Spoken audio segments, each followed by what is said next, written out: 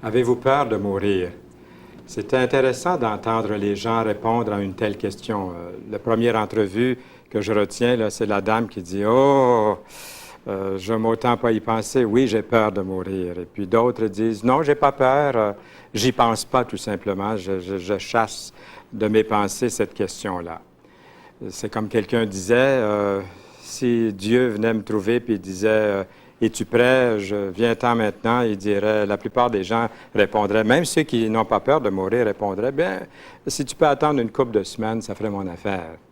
On voudrait retarder à plus tard cet ultime instant dans notre vie. Moi, j'aime à parler de la vie après la vie. Nous avons une vie et puis je pense qu'il n'y a pas personne qui a le souvenir de sa mort parce qu'on se réveille dans un autre monde et il vaut la peine de se demander où est-ce que c'est que je vais ouvrir les yeux après cette vie-ci. Il y a une autre vie qui commence. La mort vous trouble-t-elle? C'est une question qu'il faut se poser. Ottawa, le 26 janvier 1996, la grande salle de réunion d'Agriculture Canada est pleine à craquer. De nombreux étudiants, la plupart n'ont pas encore 20 ans, sont venus entendre Ralph Andrews, un des grands prêtres américains du Young Forever, jeune pour toujours. Beaucoup d'entre vous, dit-il, connaîtront le 22e siècle, leur annonce-t-il. Rire étouffé dans la salle. Mais Ralph Andrews ne rit pas, ne blague pas. Le président fondateur du MRX Biosciences, une compagnie californienne qui cherche une cure contre le vieillissement, est un prosélyte infatigable. Il n'y a que 25 ou 30 gènes, dit-il, directement impliqués dans le vieillissement. D'ici 5 ans, on devrait pouvoir lancer le premier produit anti-âge. Vous voyez, ça c'était 1996. On approche de cette date. Bien, vous et moi, quand même, il faut se poser la question, il faut bien mourir un jour, même si on prolonge la vie. J'aimerais démontrer avec l'aide de la Bible que si la mort ne vous trouble pas, parce que vous n'y pensez pas ou vous remettez cette chose-là plus tard et que vous n'êtes pas prêt à rencontrer Dieu, l'idée même de la mort devrait commencer à vous troubler. Vous devriez commencer à y penser. Mais auparavant, avant de lire même le premier texte biblique, le premier verset de la Bible, j'aimerais vous donner une définition de la mort. Je vous rappelle ce que c'est, cette définition de la mort. Plusieurs ont des idées là-dessus, mais la définition de l'encyclopédie nous dit que les définitions de la mort varient selon les cultures et les époques.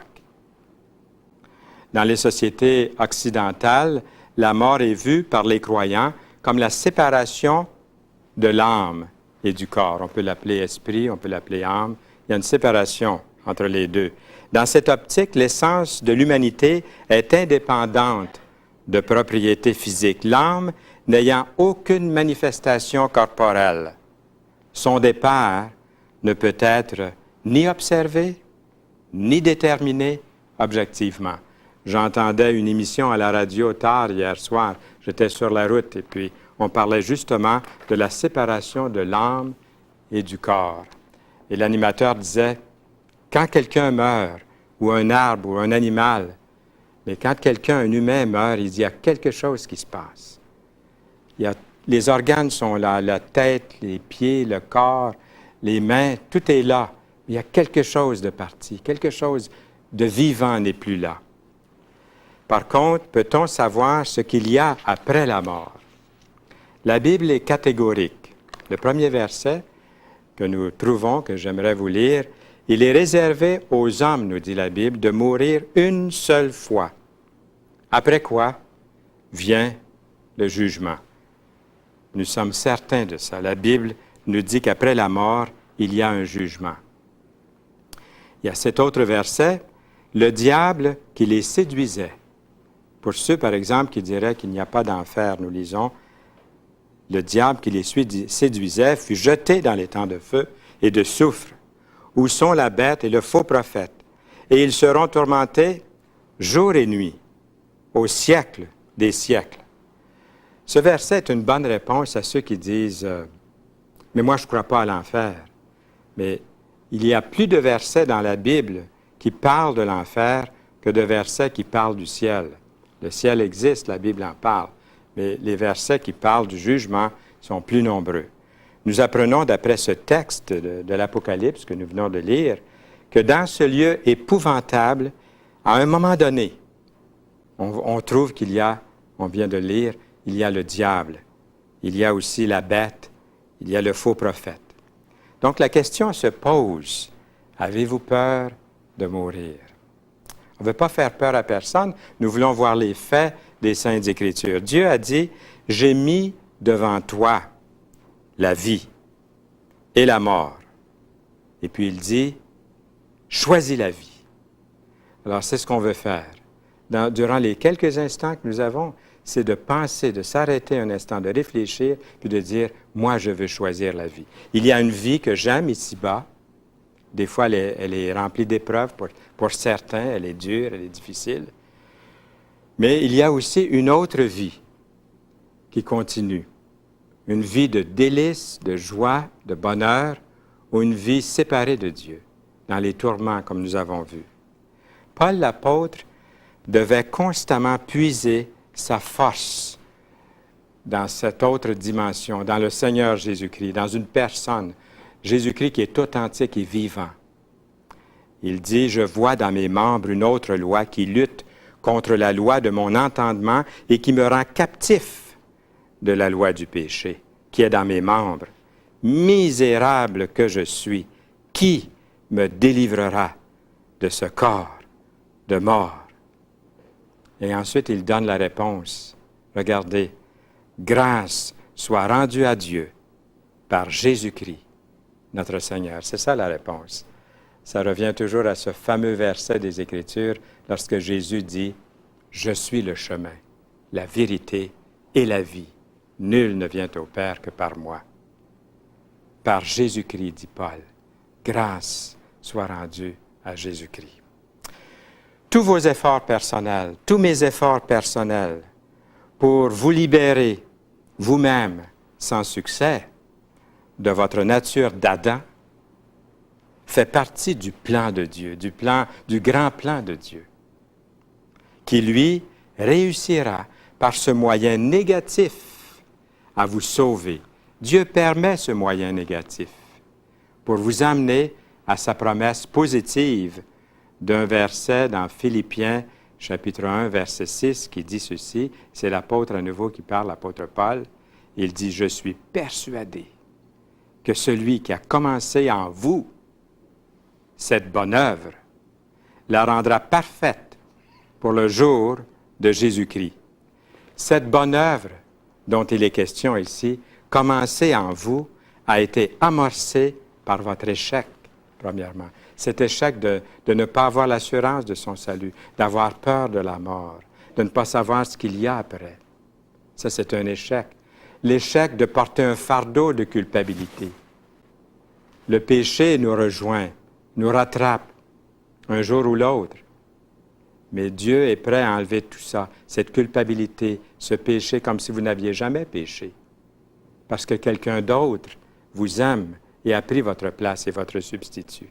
Cette bonne œuvre, commencée en vous d'une façon négative, comme ce fardeau, ce péché, cette culpabilité, cela comprend tous vos points forts aussi, vos bonnes intentions, vos œuvres, vos démarches, qui au fond se terminent avec un échec si Dieu n'y est pas, si le Seigneur Jésus-Christ n'est pas là-dedans, n'est pas votre vie. L'homme-Dieu, Jésus-Christ, a passé avant vous. Il vous a précédé sur le chemin de la vie. Et il a été vraiment, en tout point, en tout lieu, vainqueur pour vous. Il a été vainqueur sur tout ennemi. Tout a été placé sous ses pieds. Et maintenant, ce sont ses mains qui sont tendues vers vous. Ses mains qui portent les marques des clous, qui désignent cet amour, qui manifestent cet amour pour vous. Alors prenez cette main du Seigneur, il est plus fort que votre plus grand ennemi, la mort. C'est votre plus grand ennemi. Il est plus fort que ça. La solution, nous avons ce texte dans Jean 5, 24 qui dit « En vérité, je vous le dis, celui qui écoute ma parole et qui croit à celui qui m'a envoyé a. » Il ne dit pas « aura », a, à partir de maintenant, vous pouvez avoir cette vie, cette assurance. A la vie éternelle et ne vient point en jugement, mais elle est passée de la mort à la vie. Aujourd'hui, en Occident, le coût d'un engagement dans la foi n'est pas aussi élevé qu'autrefois. Mais les moqueries puis le mépris remplacent souvent la persécution ouverte des années, des siècles précédents. Que vont penser les autres si je lis la Bible, si je deviens croyant? Que vont-ils dire si je m'engage sérieusement dans la foi? Peut-être qu'ils vont dire, pauvre toi, tu t'es fait embobiner, tu ne deviens pas un petit peu fanatique. Nous avons peut-être donné aux autres une image de nous-mêmes, l'image de l'incroyant ou du sceptique, de la personne qui est réservée, qui fait tout avec modération. Et maintenant, nous sommes comme prisonniers de cette image que nous donnons aux autres. La crainte du « qu'en dira-t-on », qu'est-ce que le monde va dire? Pourquoi remettre votre décision à plus tard, au fond? On remet la question à plus tard, au lendemain, à l'année prochaine, à l'âge de la retraite, aux dernières heures de notre vie, mais en voulant ménager quelques désagréments, nous risquons de tout perdre. La Bible est catégorique. Il n'y a donc maintenant aucune condamnation pour ceux qui sont en Jésus-Christ. Le chemin, la vérité et la vie, c'est toujours là, nous en revenons là. L'avenir ne nous appartient pas. Qui sait combien de jours il nous reste à vivre? Certains sont repris soudainement. Le Seigneur Jésus-Christ reviendra à l'improviste. Alors il sera trop tard. Différer la décision à plus tard? Qui nous dit que l'engagement sera plus facile dans l'avenir? Prenez l'engagement pour le Seigneur Jésus-Christ. Aujourd'hui, faites le pas décisif. Donnez votre vie à Jésus-Christ. Par son Fils, le Seigneur Jésus-Christ, Dieu est venu donner un nouveau départ à votre vie. Et j'aimerais conclure avec cette histoire du Nouveau Testament. Marthe dit à Jésus, « Seigneur, si tu eussses été ici, mon frère ne serait pas mort. » Jésus lui dit, « Je suis la résurrection et la vie. Celui qui croit en moi vivra, quand même il serait mort. Et quiconque vit et croit en moi ne mourra jamais. Crois-tu cela? » Elle lui dit, « Oui, Seigneur, je crois que tu es le Christ, le Fils de Dieu qui devait venir dans le monde. » C'est une confession de cette dame de Marthe qui ouvre son cœur à Jésus. J'aimerais vous inviter aujourd'hui à venir au Seigneur Jésus-Christ pour lui faire connaître votre plus grand besoin, celui de croire en lui. Voulez-vous croire en lui là où vous êtes maintenant? Dire oui, sincèrement, je veux placer toute ma confiance, ma foi en Jésus-Christ. Je ne comprends pas tout, mais je lui fais confiance. Celui de croire en lui et celui de vous soumettre à lui. Vous dites, comment est-ce que je dois faire? Dans un mot de prière sincère. Détournez-vous de ce qui ne vous a pas donné la certitude de votre salut jusqu'à maintenant. Et tournez-vous vers une personne vivante et authentique, le Seigneur Jésus-Christ, qui vous aime et qui intercède en cet instant pour vous. Il y a le petit mot foi, F-O-I, qui veut dire croire qu'il désire, qu'il vous aime, qu'il a la puissance de vous sauver. Mais il reste une chose très importante, ce n'est pas la moindre, c'est de venir à Jésus. Jésus a dit, « Venez à moi, vous tous qui êtes fatigués et chargés, et je vous donnerai du repos. » Venez à Jésus en cet instant et appelez-nous, écrivez-nous, faites quelque chose, dites-le, confessez-le de votre bouche parce que vous l'avez cru dans votre cœur. Merci.